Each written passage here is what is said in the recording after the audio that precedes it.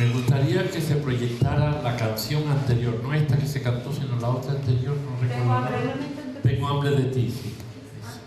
Si la pueden poner, yo creo que esa canción nos va a ayudar muchísimo. Para que se le cantara desde aquí. No, tengo hambre de ti. Dale el estribillo, sí. Vale, déjalo ahí y ya de eso la vamos pasando. Bueno, lo mismo les repito, mientras yo esté hablando, les ruego que ustedes estén orando, porque es importante llegar a buen término en todo lo que hemos emprendido. Y el propósito de Dios no es que esto quede como un retiro más, sino que haga mella en el corazón de cada uno y uno se pueda llevar después esto afuera. Porque una vez que salgamos de aquí, de puertas afuera, y lleguemos a casa, vamos a ver cómo volvemos a la rutina. Uy, qué asco, no tengo ganas de hacer esto, no tengo ganas de hacer lo otro. Mañana tengo que ir a trabajar. Y así vamos sacando un montón de cosas que en estos días hemos puesto en olvido por un momento. Pero si reforzamos ahora en estos momentos, reforzamos nuestra fe, nuestro compromiso con el Señor, y le decimos: Señor, no dejen que mi pábilo humeree, no dejen que mi vela o mi mecha se apague. Ayúdame, a pesar de la adversidad, a pesar de la dificultad, ayúdame. Voy a leer nuevamente la segunda parte del capítulo de Colosenses que leí el otro día. Me es importante porque el apóstol Pablo insiste mucho. Cuando algo en un texto se repite es porque tiene una importancia vital. Y aquí el apóstol Pablo, cuando está tratando con los colosenses, no los conocía, pero sí les insiste bastante en la frase de traer fruto, llevar fruto. Si todo lo que se aprende no se pone en marcha, nunca va a dar fruto. Y para plantar, esforzarnos por mucho tiempo, privarnos de muchas cosas para no ver fruto, pues no tiene razón de ser. Para eso es mejor volvernos afuera, ir de fiesta, bailar, beber, hacer todo lo que nos venga en gana, porque no voy a aprovechar bien lo que Dios me dice. Así que dice en Colosenses capítulo 1, voy a leer del 9 al 14, dice: por lo tanto, el apóstol Pablo está ahora retomando esa conversación que tuvo con los colosenses, justamente con el pastor, retoma la conversación, le dice: bueno, a todo esto que yo te dije, a todo esto te voy a añadir esto. Dice: por lo cual también nosotros, desde el día que lo oímos, no cesamos de orar por vosotros y pedir que seáis llenos del conocimiento de su voluntad en toda sabiduría e inteligencia. Así podréis andar como es digno del Señor, agradando en todo. Otra vez dice, llevando fruto. En el versículo 8, en el 6 nos dice, llevando fruto. En este versículo también 10 nos dice, llevando fruto. Es importante. Lo que recibimos tiene que ser puesto en la práctica. Si no, hemos perdido el tiempo en todo. Aquello que nos entra por un oído se queda estancado aquí. Dice, no, yo lo retengo, muy bien, pero si se queda estancado aquí en mero conocimiento y no hay una práctica de él, no nos sirve de nada. No hay edificación. Yo creo que es para mí la promesa, lo que Dios me dice es para mí. No, nosotros somos un espejo que refleja la luz de Cristo. Si lo que Él hace en nosotros no hay un reflejo hacia el exterior, al final yo lo que vivo es una vida egoísta, y es lo que Dios pretende evitar. Nosotros somos servidores, y como servidores tenemos que coger, según cojo así, no le voy a dar la vuelta así, tengo que servirla de la misma forma en la que me fue dada. Esa es la idea de la mayordomía. Cuando yo recojo algo así, mi Señor dice, preséntalo así, tal cual yo te lo doy, adornado de esta forma, tú lo presentas, porque cuando llegue a los comensales, ellos van a saber apreciar lo que están recibiendo, sin que tú lo florees, sin que tú les digas nada. Y sigue diciendo en el versículo 11, fortalecidos con todo poder conforme a la potencia de su gloria, obtendréis fortaleza y paciencia, y con gozo daréis gracia al Padre que nos hizo aptos Propósito que viene aquí, para participar de la herencia de los santos en luz. Él nos ha librado del poder de las tinieblas y nos ha trasladado al reino de su amado Hijo, en quien tenemos completa redención por su sangre y el perdón de nuestros pecados. Hay una serie de palabras claves que encontramos en este texto completo. Primeramente nos habla de amor, nos habla de fe, nos habla de esperanza, nos habla de llevar fruto. Ya todos sabemos qué es la fe. Hebreo, es la sustancia de las cosas que se esperan y la demostración de las que no se ven. Tengo que actuar. No la veo, pero la creo, y en la medida en que la creo, la pongo en marcha, la pongo en práctica, y es donde entonces yo voy a ver el resultado de lo que Dios quiere. Pero tengo que creerla. Yo no puedo vivir pensando si hay posibilidad de que sea o no sea. No, tengo que creerla que es así. La palabra de Dios es sí y amén. No tiene doblez, no tiene otra vuelta.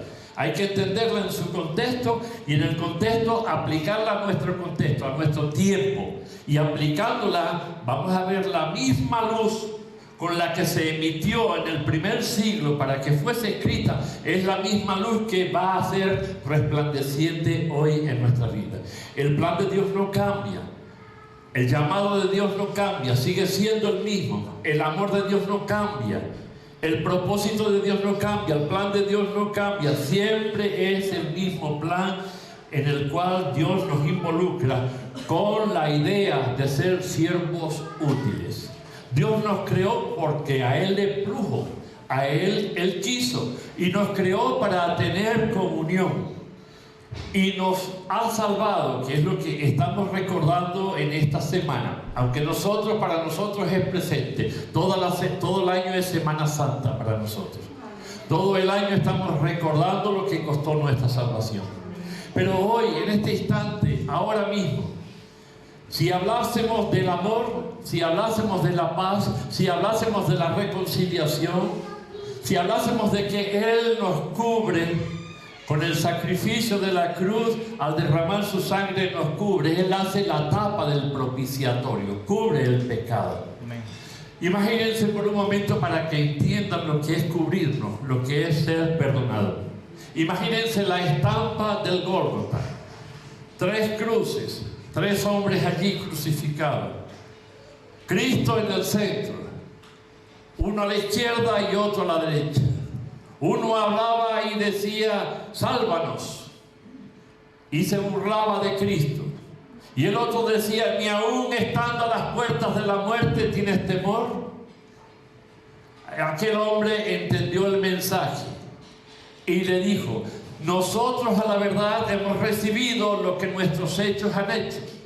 Por tanto, la justicia es pena de muerte. Ellos habían robado y habían matado, por tanto, el imperio romano no tenía misericordia de ellos y los arrasaba, los quitaba.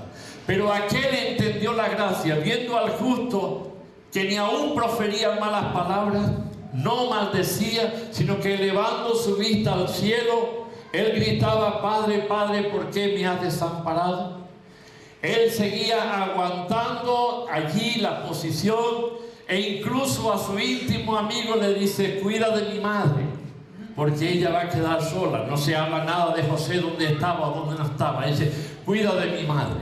Él todavía estaba consciente, orientado. Y aquel ladrón, viendo todas estas cosas, le dice, Señor, acuérdate de mí cuando vengas en tu reino. Y él no le dijo, dice, mañana. No, dice, hoy mismo nos vamos. Hoy mismo vas a empezar a disfrutar de esa fe que tú has puesto en mí. De esa esperanza, porque has reconocido que yo soy el Dios Salvador. Así es, mirando esa imagen, imagínate esa estampa y aquel corazón elevando la voz al cielo. Así es Dios con nosotros. Dios está diciéndonos en esta mañana, tú no vas a ser condenado por cuanto ya conoces y has entregado tu vida por mí. Quizás este no es el momento de partir como fue el momento de partir de aquel crucificado. Quizás nos queden años todavía de servicio, quizás sea mañana, quizás sea pasado mañana que Cristo venga por su iglesia. Lo cierto es que tenemos la oportunidad y que habiendo recibido este favor tan grande, ahora tenemos que empezar a ponernos en marcha. Tenemos que empezar a dar fruto, porque el fruto de lo que nosotros hemos recibido es lo que va a recibir la sociedad que tiene una necesidad imperiosa. Póngale el corito ese: tengo hambre de ti, de tu presencia, de tu fragancia, de tu poder. Esto tiene que ser una realidad, porque si yo tengo hambre de Cristo, yo soy capaz entonces de saciarme a través de su palabra, de saciarme a través de la oración, de saciarme entrando en su presencia, inhalando la fragancia de su santidad. En la medida en que Él entra en mí, va saciando mi vida, yo seré capaz de saciar a otros. Como iglesia tenemos un compromiso ineludible. No podemos decir: yo no sé, yo no puedo, yo no tengo tiempo, ya en cualquier otro momento lo haré. Mire, nadie sabe el momento suyo de salir de este mundo. Hay un coro que dice: Cristo vendrá la mañana, quizás al atardecer, quizás venga esta noche. Y para ello tenemos que estar preparados.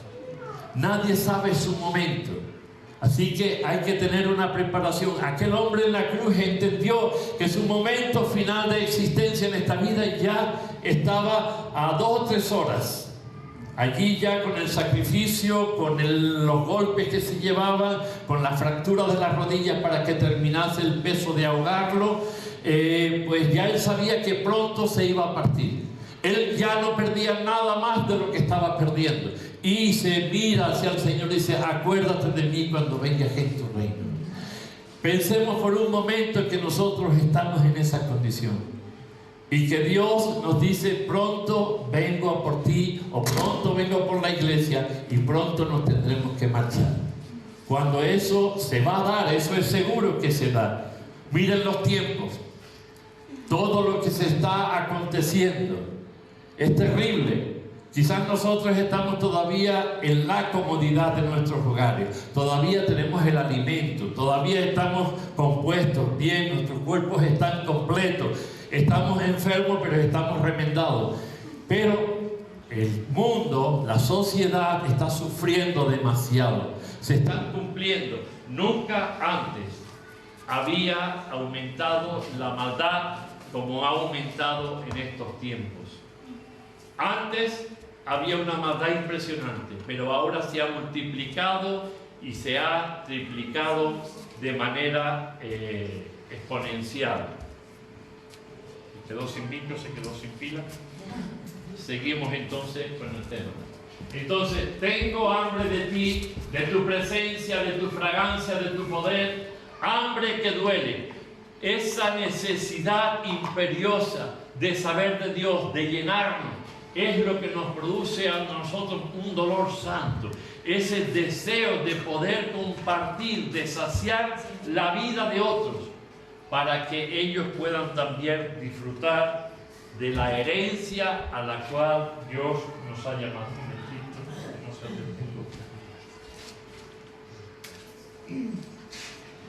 No, eso no.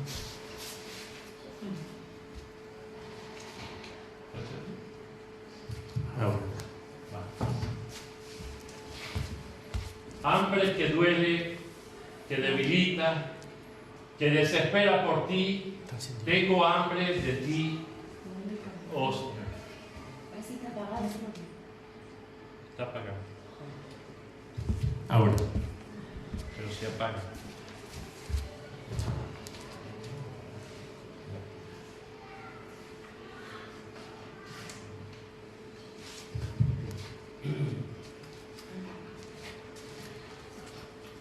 Sigo hablando, ¿sí? Mientras José puede arreglar, ponerle a eso una pila. Entonces, la idea del apóstol Pablo es que nuestras mentes, nuestra alma, nuestro ser esté lleno de conocimiento. Porque en la medida en que nosotros estamos impregnados, rebosamos en el conocimiento de Dios, En esa medida somos capaces de vivir. Ahora, si no nos nutrimos de la palabra de Dios, si esta no hace la llenura, no hace el impacto en nuestro ser, no podrá nunca hacer impacto en la vida de nadie. A Toñi antes me engañó con la pila. ¿El vaso de agua? Ah, el vaso de agua, está bien. Manasés ya sabe, solo tienes que cobrar a Toñi. Bueno, bájale un poquito. Ahí, y yo, bien. Entonces, estaba diciendo acerca de que nosotros tenemos la necesidad de conocer. En la medida en que nosotros conocemos, en la medida en que nosotros rebosamos, en esa misma medida podemos compartir con los demás. No puedo dar lo que no tengo. Ni si no tengo conocimiento no puedo darlo. Si no siento amor tampoco puedo expresarlo. Si no tengo fe, no tengo esperanza, tampoco puedo expresarla. Y una de las cosas que el mundo está desesperado es porque no tienen esperanza. Ellos van buscando el vacío, ellos van buscando cómo llenar. Ellos se acuestan la noche, se levantan a la mañana y se levantan con la misma angustia, con la misma desesperación. No saben qué puerta tocar.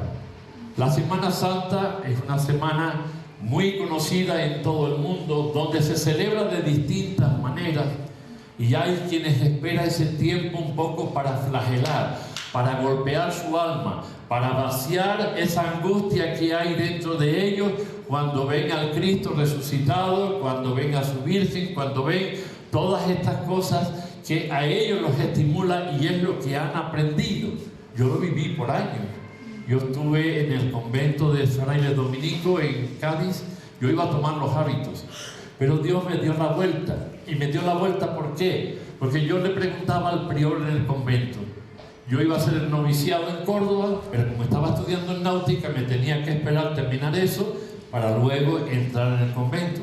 Y mientras convivía con ellos allí en el convento en Cádiz, y yo pues ayudaba, y yo los veía que ellos continuamente confrontados, y entonces yo leía mucho la palabra, tenía necesidad de conocer de Dios.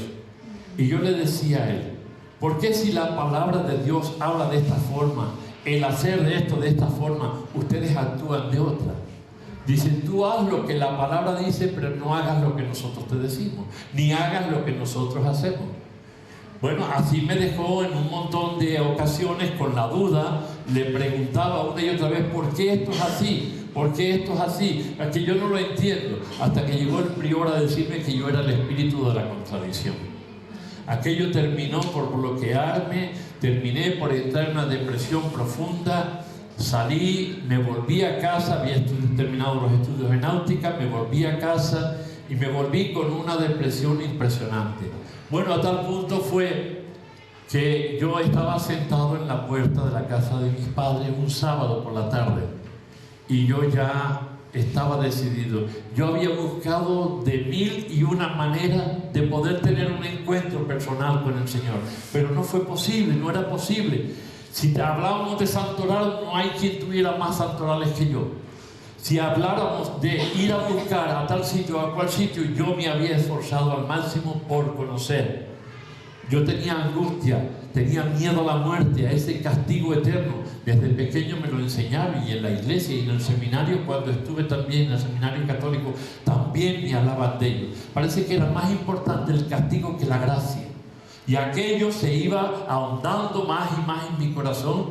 Ya yo iba llorando por todas las esquinas, una angustia impresionante. Y en la tarde de un sábado, era enero del 1981, yo había decidido ir desde la casa de mis padres al muelle, donde estaban los barcos, atarme al cuello y tirarme. Esa tarde ya estaba decidido que iba a ser así.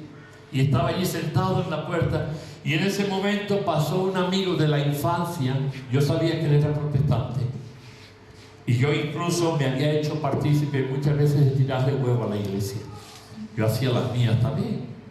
Y esa tarde yo estaba allí y él me dice, Samuel Rodríguez se llama. Hola Carmelo, hace años que no te veía, ¿dónde estabas? Le digo, bueno, pues he estado en Cádiz terminando los estudios y tal. Y ahora pues dentro de poco entro al servicio militar. Y bueno, no sé por qué empezamos a hablar y él llevaba prisa. Dice, mira Carmelo, tengo prisa, me voy a la iglesia porque esta tarde era un culto de jóvenes, pero lo habían tomado para proyectar la película La Cruz y el Puñal de Nicky Cruz. Yo no sé si han visto esa película. Al que no la haya visto se la recomiendo, merece la pena, porque son bandas latinas. Uno se llamaban los Mao Mao y eran bandas muy agresivas que traficaban con droga, prostitución, se mataban, se daban palizas con bates de béisbol, con cadena, con pistola, con lo que fuera. Estaban a muerte. Y había un pastor allí que el Dios lo había llamado desde un pueblecito, lo había llamado allí a la capital para que trabajase en medio de ellos. Cuando él llegó allí, se vio perdido en medio de tanta gente. Y él decía, bueno, ¿qué hago yo con esta gente aquí? Le robaron el coche, le robaron la ropa, le hacían lo peor. Pero él permaneció firme. Y Dios fue obrando, hasta que pudieron hacer una campaña en un campo de fútbol donde cabían casi 5 o 6 mil personas, allí en Estados Unidos. Y empezaron a predicar desde la plataforma abajo, donde estaba el césped. Y se hizo un llamamiento, y de esto estoy hablando que no fue de la noche a la mañana, fueron algunos años de trabajo. Y cuando se hizo el llamamiento, desde la última fila de arriba empieza un hombre a bajar. Y cuando llega a la plataforma, todo el mundo lo vislumbra y dice, este es Nicky Cruz. Era uno de los jefes de las bandas más peligrosas. Allí bajó, allí oró, allí él confesó lo que había sido su vida de fracaso y su reconciliación con Dios.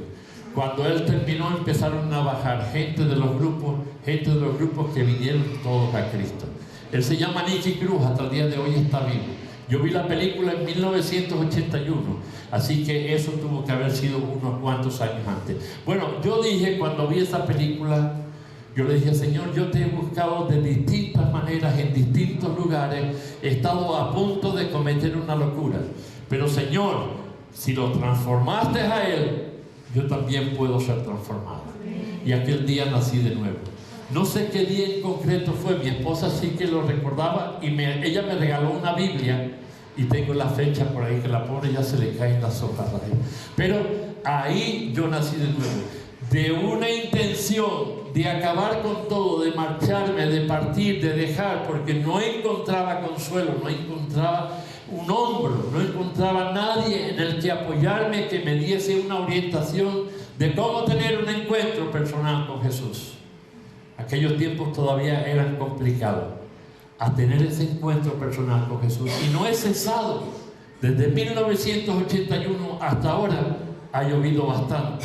Han sido años de esfuerzo, muchas lágrimas en el camino. Dice la Biblia que se siembra llorando y se recoge con regocijo, con alegría. Han sido muchos años de esfuerzo, muchos años de trabajo. No han sido fáciles. No les puedo decir que la vida cristiana es un color de rosa, un cúmulo de rosas. No, eso no es cierto. Nosotros somos más vapuleados todavía que el que no conoce al Señor.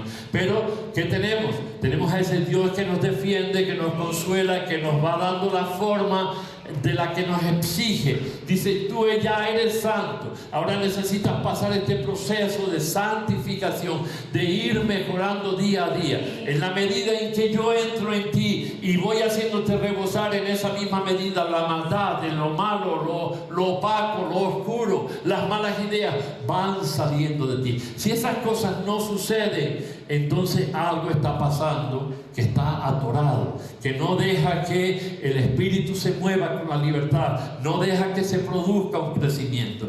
Y es lo que ha pasado en los últimos años en nuestra España. Las iglesias se han quedado en stand-by, quietas. Crecieron mucho en el tiempo de la guerra y de la posguerra. Había hambre, había necesidad, y la gente buscaba de Dios. A la vez que se les ayudaba a saciar, a paliar la necesidad de comer, también se les ayudaba a paliar la necesidad espiritual. No había tanto entretenimiento como hoy tenemos. Y las iglesias crecían, a tal punto que eran un referente para la sociedad. Un evangélico, aunque era un protestante, era un referente para la sociedad. Pero ¿qué pasó? quizás, no sé si culpa de los pastores o culpa de quién, no cuidaron a las generaciones subsiguientes. Ellos no pensaron de que muchos de los que estaban allí se iban a jubilar y que pronto el Señor se los iban a llevar. Y se que fueron acostumbrando a que quedaran cada vez menos y menos, y esos menos no hacían nada por testimoniar hacia afuera. Más bien, lo que hemos hablado en estos días es que siempre nos hemos cuidado hacia adentro. ¿Cuánto tengo? Tanto voy a gastar para mí, pero no voy a gastar para el exterior. En la medida en que uno se haga un rácano, un naval, en esa misma medida nos empobrecemos. Yo aprendí aquí en Sevilla que la bolsa del miserable viene el diablo y se la abre. Cuanto más miserable soy yo para servir a Dios, para ofrecer a Dios, para poner delante de Dios, para hacer mayordomía, cuanto más miseria hay en mí, o cuanto más miserable soy, más miseria presento, y la miseria no trae nada más que miseria, no trae bendición ninguna. Así que aquí el apóstol nos está diciendo: estoy contento con ustedes porque han entendido la gracia, tienen fe, tienen amor, tienen esperanza. Ahora hace falta el fruto, y el fruto no viene si no se pone en práctica todo lo que aprendemos. De brazos cruzados no puedo estar.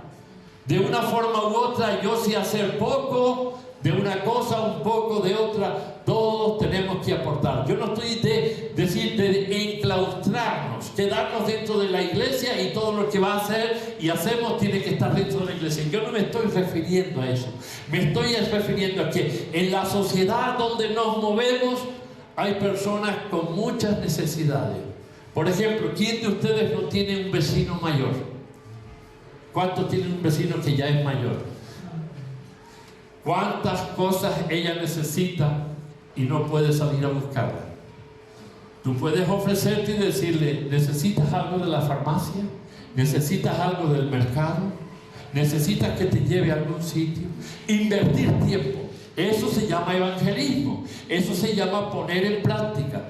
No hace falta forzar la situación y decirle: mira, Dios te ama. No, ellos tienen que ver en nosotros ese cambio de que Dios ama. Dice: ¿qué es lo que tú tienes? Que en el tiempo que corre nadie se preocupa por nadie, y tú te paras a decirme: oye, ¿necesitas algo de la farmacia? ¿Necesitas algo del mercado? ¿Quieres que te haga compañía? Yo hace unos años, cuando estaba aquí en Sevilla, hay un ministerio que se llama Misión Urbana, y ellos estaban haciendo un ministerio de acompañar a personas mayores. Estaban solos en las casas y entonces invertíamos unas horas en acompañarlos, en estar con ellos, en que ellos no se les hiciera el día más largo, en poder leerles, en poder hablar con ellos, escuchar sus consejos, escuchar sus penas, escuchar sus alegrías. Aunque te las repitieran 20 veces, da igual. Lo importante era compartir tiempo de calidad con las personas. ¿Ven? Son cosas pequeñas que nosotros podemos hacer para evangelizar. Ahora nadie puede decir: es que yo no sé qué hacer. Estamos pensando siempre en hacer dentro de la iglesia, en servir. Está muy bien el servicio dentro de la iglesia, está muy bien los hermanos y las hermanas que hacen la limpieza, que sirven la mesa del Señor, que recogen las ofrendas, que oran. Todo eso está bien, pero tenemos que tener una mirada hacia afuera, un trampolín hacia afuera, porque la sociedad que está afuera tiene necesidades. Muchas veces no es la necesidad económica, es la necesidad de tener un hombro sobre el que apoyarse y llorar. Alguien que le escuche, no solo que le oiga, sino que le escuche, que le preste atención. Muchas veces no tenemos palabras para darle solución, pero el hecho de dejarle vaciar el contenido de su alma, de su ser, la angustia que sale de lo profundo, ya estamos evangelizando. Dice: hay una persona que me está escuchando, y eso impacta en la sociedad. Yo recuerdo antes, cuando iba por la calle, me tropezaba con fulano, con mengano, 2 veces: ¿cómo está? ¿Cómo está tu madre? Esto, lo otro. Oiga, y se me iba casi mediodía en la calle y no había terminado de hacer lo que tenía que hacer. Yo recuerdo de novio con mi esposa, allá en Las Palmas, en Gran Canaria, y salíamos por una playa que se llama la Avenida de las Canteras, y una playa grande, y tenía una avenida donde se podía pasear. Yo conocía a tanta gente que al final en ese paseo yo hablaba más tiempo con esa gente que con ella. Y ella se quedaba y dice, bueno, ¿qué vinimos? Digo, pero es que conozco a fulano, a mengano, a ciclano, y me paraba a hablar con todo el mundo. Donde vivo, en la isla de Fuerteventura, hacía lo mismo. Conozco muchísima gente. Por mi trabajo en el hospital también conocí muchos hombres, muchas mujeres, muchos niños, y tenía tiempo y hablaba con ellos, invertía tiempo. No perdía el tiempo en mí, procuraba buscar el tiempo para ofrecérselo a otros. ¿Ven? Son formas sencillas que nosotros podemos utilizar. Cuando entras en cualquier sitio, hola, buenos días, que no te responde, vuelves a insistir, buenos días, hasta que se acostumbren y den respuesta. ¿Cómo estás? ¿Cómo te va la cosa? Preguntar cómo está tu esposa, cómo está tu esposo, cómo están tus hijos. Eso es evangelizar, eso es llevar el fruto, eso es querer preocuparte por la persona, eso es querer hacer el reino de Dios, extenderlo. Si nosotros callamos, qué tristeza más grande. He de ir sin ningún fruto que presente al Señor. Gracias. Pero voy a quitar el micro, no vaya a meterlo. Gracias. Tenemos que mirar desde ese punto de vista todas las cosas que nosotros podemos hacer. Ahí tienen ejemplos prácticos, porque muchas veces no sabemos cómo hacerlo. Tenemos conocimiento mucho de Biblia, tenemos conocimiento de teología, pero todo se queda estancado aquí en esta caja bombal. Hay que darle salida. Hay que mezclarse en medio de la gente. Es que me da miedo porque aquellos son y están en malas condiciones. Dios no te llamó a hacer juicios de nada. Dios no te llamó a poner a un grupo de personas aparte como los inmundos de la sociedad. Dios te llamó a mezclarte con ellos. Una cosa es que tú andes con ellos y otra es que te contamines con las cosas que ellos hacen. Son dos cosas muy diferentes. Tienes que llevar el mensaje de salvación, extenderle la mano al que sufre y aún ofrecerle estar con él. Y yo en casa he metido gente que ustedes no se imaginan. Estando mis niños pequeños, una pareja toxicómana, me las llevé a casa. No tenían dónde dormir. La madre me pidió, por favor, Carmelo, échales una mano porque mi marido no los deja entrar en la casa. Estaban durmiendo en un coche pequeño los dos allí, sin bañarse, sin comer, sin nada. Pues esa noche los llevé a casa. Mis hijos estaban durmiendo, era la casa pequeña y allí los metí. Yo doy gracias a mi esposa que ella nunca dijo no. Ella los recibió, allí durmieron. Muchas veces no sabemos a quién tenemos alrededor. No sabemos la necesidad imperiosa que tiene, porque no hablan. Quizás vemos manifestaciones externas y decimos, ¿qué estará pasando el pobrecito? Ellos necesitan el calor humano. Lo mismo que nosotros recibimos el calor de Dios en el momento determinado cuando la angustia se había apoderado de nosotros, cuando ya no teníamos ilusiones por seguir adelante, cuando estábamos cansados de tantos problemas, cuando dimos todo por perdido, allí se abrió una vía, allí brilló la esperanza. Sendas Dios hará donde piensa que no hay. Hay un corito que se llama así: Dios hace sendas. Dios nos da a nosotros sabiduría, conocimiento de Él, inteligencia para saber cómo utilizarlo. Hay quienes son sabios, inteligentes y listorros. Los listos son los que aprovechan el momento, pero realmente no le sacan el jugo, no hay compromiso. Aprovechan a ver qué es lo que pueden sacar, y de esos tenemos muchos listos. Yo no quiero gente lista en la iglesia. Yo quiero gente sabia, gente inteligente, gente que al aprender de Dios pongan en práctica aquello que vive. Y es muy sencillo. Cuando Dios te dice, ama a Antonia, y ella está continuamente dándome caña, ¿ustedes creen que yo puedo amarla? La tengo otra vez aquí como una espina, y ni para arriba ni para abajo. Tiene que venir un tercero, un otorrino, con una pinza Magil que se llama así, es así de grande, la es para sacarte la espina. Una espina que está atravesada.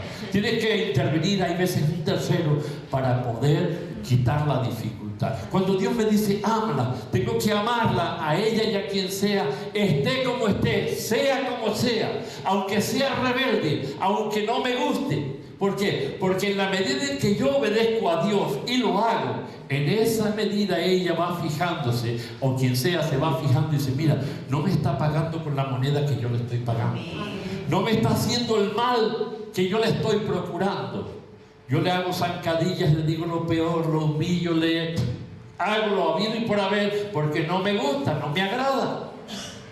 Y entonces cuando la respuesta es contraria, cuando si ella me maltrata, yo la trato con bien. Cuando ella me dice palabras fuera de lugar, yo procuro esquivarlas y no prestarles atención. Ven, son formas de evangelizar que dice, es que yo tengo entendido que para evangelizar tengo que coger la Biblia y machacar con versículos al que coja. No. Una noche estando en el hospital, había una señora mayor ya y tenía una demencia senil. A ella se le iba la cabecita, la pobre. Y de noche muchas veces estos pacientes, al acomodarlo, tenemos que amarrarle los bracitos, las manos y los pies para que no se caiga, para que no se tiren fuera de la cama y deambulen por todos los pasillos. Y eran las 10 menos 5 de la noche y yo iba de regreso para casa, iba a quitarme el uniforme, cambiarme y irme para casa.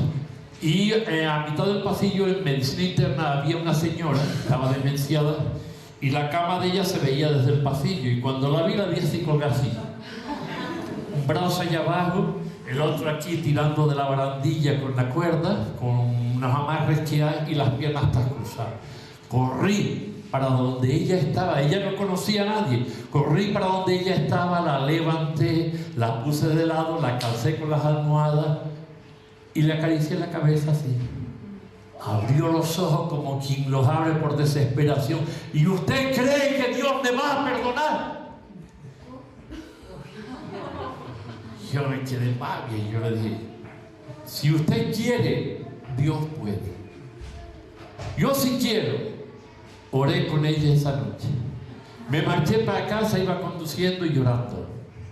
Donde en el momento menos indicado o en el momento más indicado, Dios te da una oportunidad de hablar. Allí hay que andar con mucho cuidado, no puedes mezclar ciencia y religión porque creas un conflicto. Tienes que ir con pie de plomo, suavecito. A la mañana siguiente me tocaba el turno de entrar de mañana y yo siempre entraba hasta media hora y 3/4 de hora antes y entraba con los compañeros, me echaba el café y a las 8 ya yo estaba ya en marcha haciendo cosas. Y pregunté a las 7 de la mañana, llegué ese día, ¿dónde está la señora que estaba en la habitación tal? Dice, Carmelo, esa señora murió a los 5 minutos de marcharte. Ella tenía una angustia, luego supe, tenía una angustia porque había llevado una vida desordenada. No había podido reconciliar con sus hijos. Estaba solita en el hospital, solita. Allí no iba nunca nadie a visitarla, nadie. Nosotros éramos padres y hermanos y madre para ella. Para todos los que estaban allí, que la familia los dejaba, eran nuestros padres, nuestras madres, nosotros para ellos. Teníamos siempre palabras para estar con ellos. Para mí fue una sorpresa la mañana siguiente, cuando pregunté por ella y dice, a los 5 minutitos de marcharte, ella falleció. Yo espero verla en el cielo, porque fueron sus últimas palabras. Cuando yo dije amén, ella dijo amén. No oí más nada. La tapé, la abrigué bien, la noche estaba fría, me marché a casa y yo iba conduciendo y llorando de gozo. Porque digo, las oportunidades que Dios brinda de tratar con las personas. Tengo muchísimos casos que relatar, porque en los hospitales es el sitio donde las personas se rinden ya con facilidad. Porque ellos piensan, el que entra piensa que o bien sale medio repuesto o ya no vuelve a salir. Entonces, aprovechando que yo sé eso, porque yo he sido paciente también, aprovecho a decirles a ellos, hay una oportunidad, hay esperanza. Y a pesar de que yo estuviera malo, estuviera enfermo, cuando yo entraba de servicio, el ala de medicina interna estaba llena de abuelitos. Y había uno que tenía un cáncer terminal que se estaba muriendo. Y toda la vida había estado tomando café. Y ahora me va ahí y le dice mi internista, abuelo, no puede tomar café, que se le sube la tensión.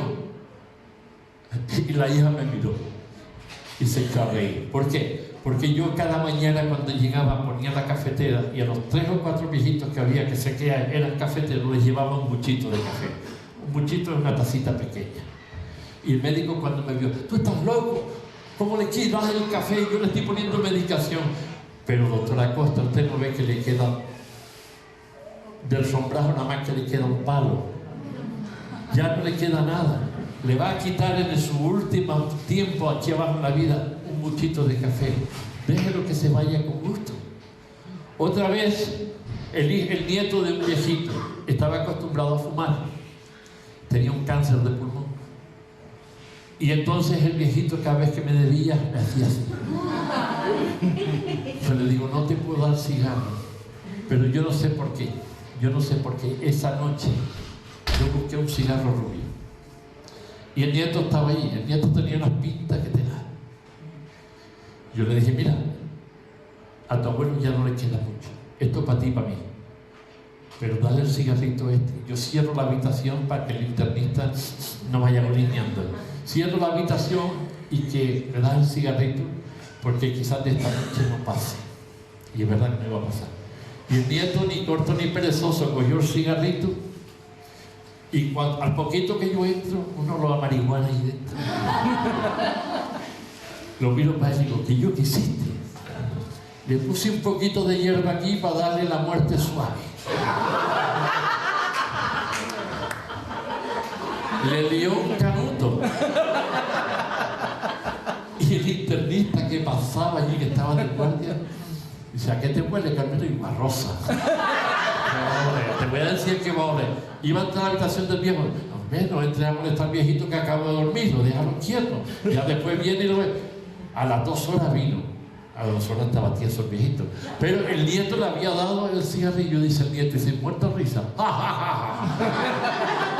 ¿Verdad? Sí. ¿Qué le quedaba? Nada. ¿Y qué lo vas a privar? ¿De algo que estaba ya acostumbrado? ¿Ya qué le vas a hacer? De esas puedo contar muchas. Tuve muchas conversaciones con ellos. Escuchaba sus lágrimas, escuchaba sus lamentos, escuchaba su angustia. Mi esposa y yo estuvimos trabajando al principio de nuestro ministerio en un hogar de ancianos. Y había un viejito que tenía 11 hijos. Vivía en la isla del Hierro. Y él estaba ingresado en el Cedar, en un hogar de ancianos que teníamos en Tenerife. Y allí mi esposa y yo empezamos a trabajar. Y a mí me tocaba bañarlo, cuidarlo, llevarlo, hacerle cama, un montón de cosas. Y la lágrima de él se las debía. Dice, tú me tratas como si me hubieses conocido toda la vida. Como si fuera tu hijo, como si fueras mi hijo. Me mimas, me peinas, me cuidas, me bañas. Dice, y tengo 11 hijos en la isla del Hierro y ninguno viene a verme. Qué tristeza. Uno tiene que invertir este tiempo. Este es el tiempo de calidad. Esto es el fruto que la Biblia nos está enseñando a que debemos hacer. No salir con un folleto a la calle y decir, ya evangelicé.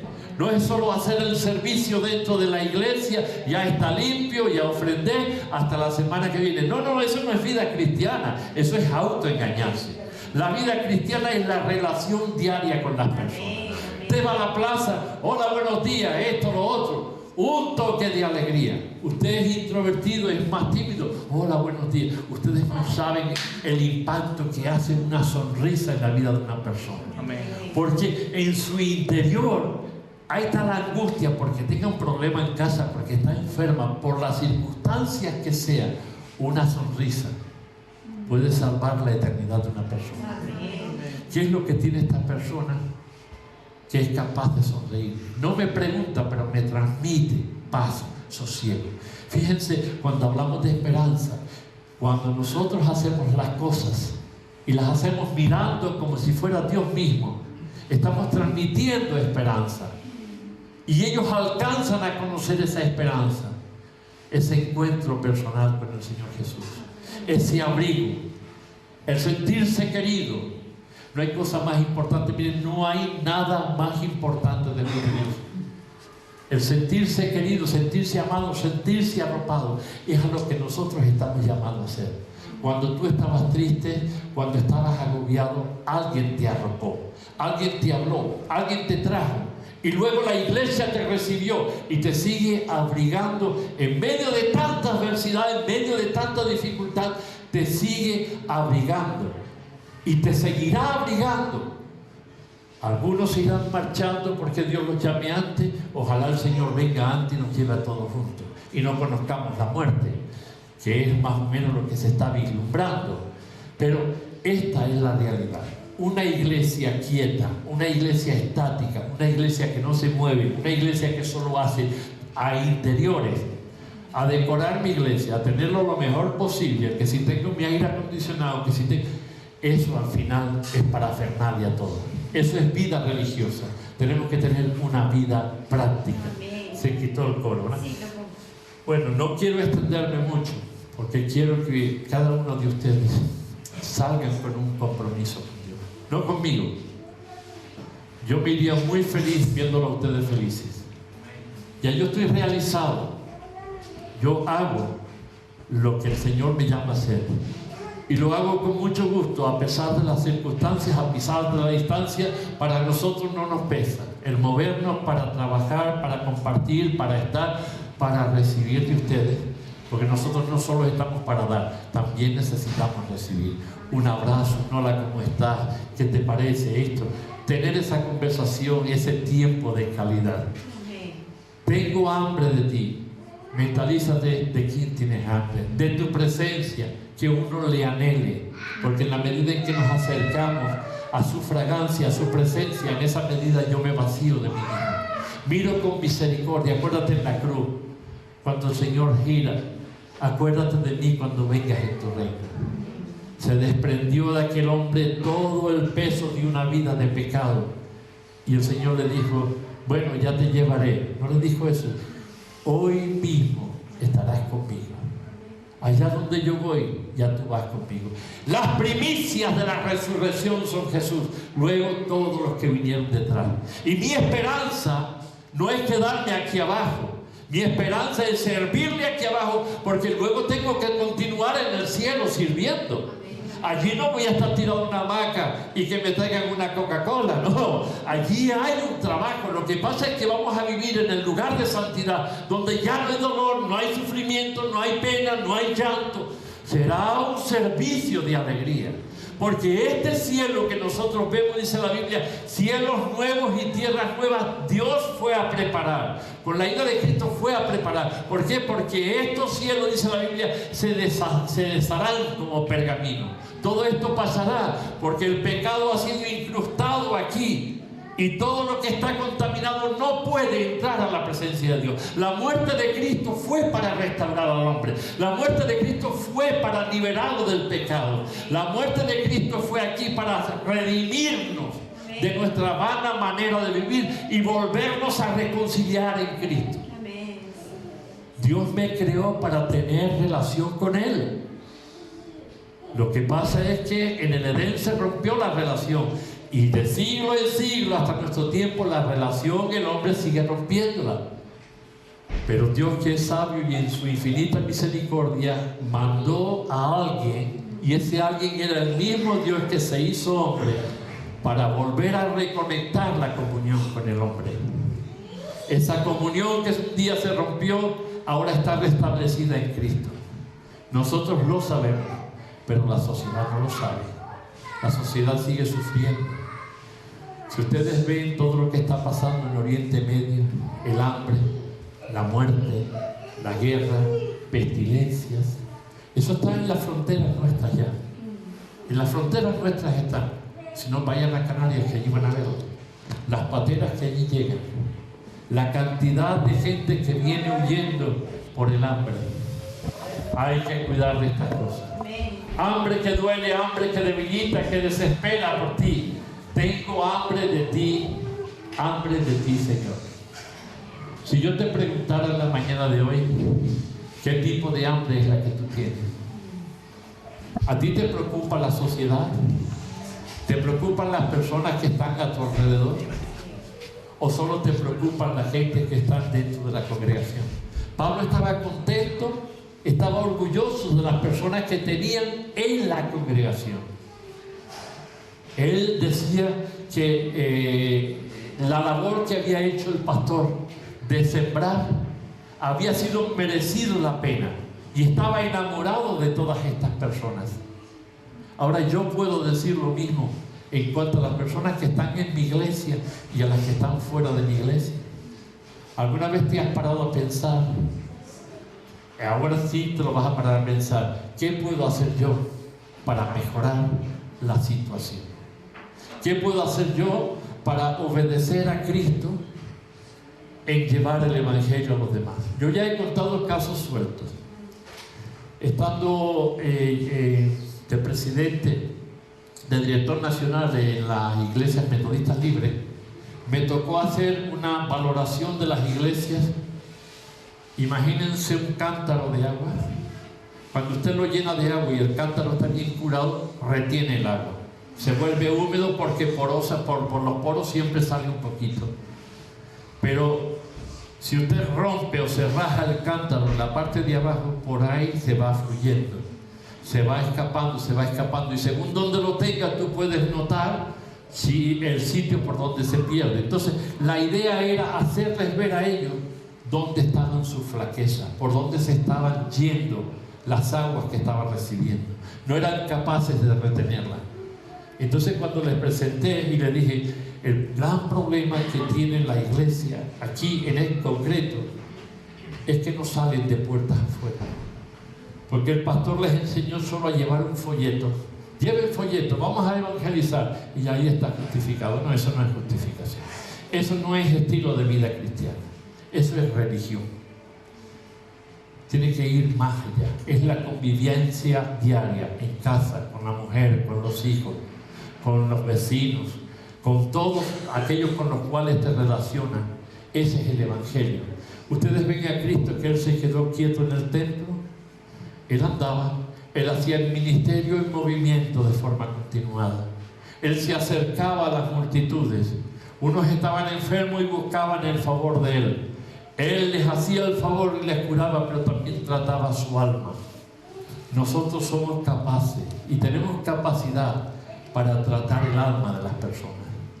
No tenemos capacidad, si Dios nos utiliza, amén, para la sanidad del cuerpo, pero sí tenemos capacidad para la necesidad del alma, para acallar esas almas sufrientes, esas almas que desean, esas almas que están esperando a alguien que les tienda una mano para salir de ese agujero de la angustia. Ustedes saben hacerlo, cada uno de ustedes es un tesoro precioso, ninguno es menos. No se pongan nunca por abajo de nadie. Ustedes son personas preciosas delante de Dios, personas con capacidades, personas que saben dar una buena palabra, personas que saben amar, personas que saben abrazar. Yo he visto en Madrid, en la plaza de Madrid, donde está la, ¿cómo se llama? Kilómetro cero, ¿no? El kilómetro cero. He visto un muchacho que se pone por allí con un cartel y dice, necesito un abrazo. Y todos los que pasan por allí, si son un poco alegres, pues van y le dan un abrazo. Aquello es para él como una liberación, y para la persona que lo da también un abrazo. El hecho de agasajar a una persona sin decirle nada, ya lo dice todo. Son cosas sencillas, son cosas simples que sabemos hacerlas todas. Olvidemos por un momento todo lo que hacemos en el interior y vayamos hacia el exterior. Vive para las personas, aunque te den palo, aunque sean personas desagradecidas, aunque sean personas que ya no te vuelvan a mirar, da igual. Tú da lo que tienes, de la abundancia del corazón habla la boca. Termino por la siguiente parte de esta hermana y termino ya, para que tenía, ¿no? Bueno. Antes me había venido una idea cuando lo estaba leyendo, pero bueno, no pasa nada. Hermano, la conclusión a todo esto: tenemos que desarrollar, poner en marcha, dar fruto. Si no, la fe no me ha valido de nada, la esperanza no me vale de nada. El amor que tengo lo tengo que cuestionar, porque el amor ágape es un amor abierto, es un amor sin frontera, es un amor que da sin esperar nada a cambio. Es un amor que busca la reconciliación, es un amor que intenta saciar la sed, es un amor que intenta paliar el vacío de las personas. Acércate a las personas mirándolas con misericordia. Y después cuando te vayas a marchar, dile, Dios te ama. No hace falta más palabras, porque ellos han visto tu acción, te has acercado, has hablado, le has dicho. Y ahora le dejas el mensaje, Dios te ama, y márchate. Quizás no lo vuelves a ver más. Quizás te lleva la sorpresa de verlo en el cielo. Estamos llamados a eso. Cristo no separó mucho tiempo con las personas. Separó el tiempo necesario porque su tiempo era corto. Él hizo el ministerio, enseñó, sanó, se entretuvo un poco, pero no perdió tiempo con quien no quería. Nosotros debemos hacer lo mismo. Si después de invertir tiempo no quiere, déjalo quieto. Delante de Dios queda. Usted aproveche el tiempo, redima el tiempo, porque su tiempo es corto. Y lo que usted ha de llevar delante del Señor, la ofrenda de lo que va a llevar, es una vida de obediencia. Lo demás no sirve. Lo demás es hojarasca. Yo vine desnudo a este mundo, yo no sé cómo vinieron ustedes, y desnudo me voy. Lo único que me van a echar en el cajón es una sábana para taparme. Pero mi alma, aunque vino manchada por el pecado, se puso en marcha el efecto del pecado cuando ya empecé a tomar conciencia, pero se lavó en el Calvario. Por tanto, mi alma tiene que irse, como dice Miguel, impoluta, limpia. En mi reconciliación con Dios, en la reconciliación que ha hecho con el Padre, mi alma se va libre, blanca, no un blanco sucio, un blanco roto, no, blanco puro, impoluta. Así es como tenemos que marcharnos de esa tierra. Y contento de haber pasado por ella, y contento de haber ofrecido tiempo al Señor y no habérmelo reservado todo para mí. Recuerden, la bolsa del miserable viene el diablo y se la abre. Sean agradecidos y dadores a Dios.